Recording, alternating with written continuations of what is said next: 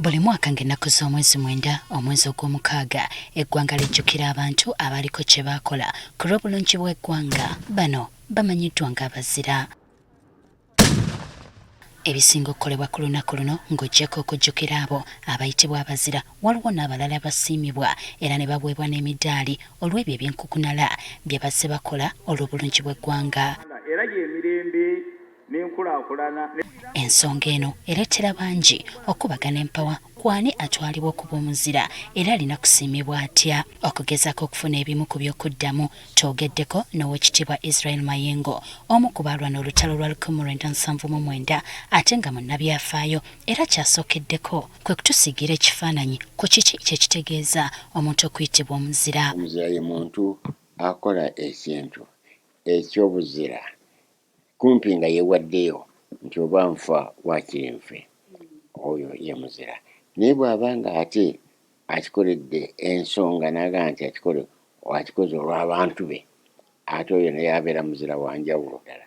Naye ate omuzira afiirira banne, ate oyo abeera muzira wa njawulo. Ebimu ku bituufu ebiviirako omuntu okuyitibwa omuzira si birambulukufu bulungi, ekireeta abantu abamu okukkuluma. Mayengo alowooza nti nkyandibadde kiwa essanyu singa oyo aba alondeddwa ng'omuzira obuzira bwe bwali ku bwa ggwanga lyonna wabula si bifo ebirondebwemu. Bwe tugamba nti omuzira wa Uganda abeere nga mu Ankole bakkiriza nti muzira, mu Buganda bakkiriza nti muzira, mu Busoga bakkiriza nti muzira, mu Acholi bakkiriza nti muzira, n'eri mu Arua bakkiriza nti muzira.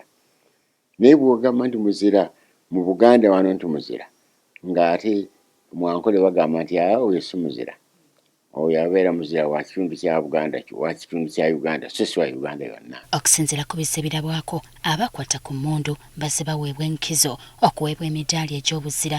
Mayengo agamba buli muntu yenna asobola okusiimibwa ng'omuzira olw'ekyo ky'aba akoze eky'enkukunala. Tubadde wano abasawo abagaanye okuva wano yadde nga basasulwa obusente obutasaana kusasulwa mu pakasi wa bulijjo, ne bagaana okusenguka bagende gye basasula obulungi.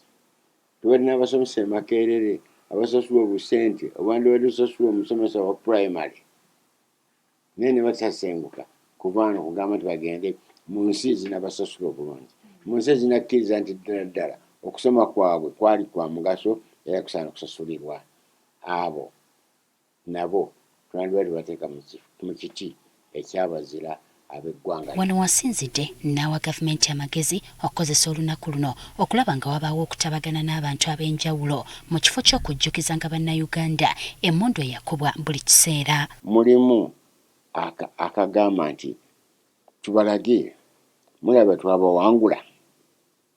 Kati ekyo tekireeta mwoyo mulungi eri bannaffe ab'omu mambuka.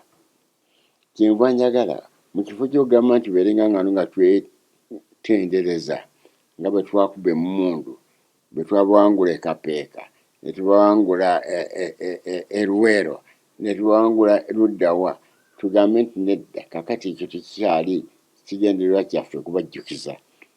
Kati twagala kubajjukiza, twagala kutabagana nabo.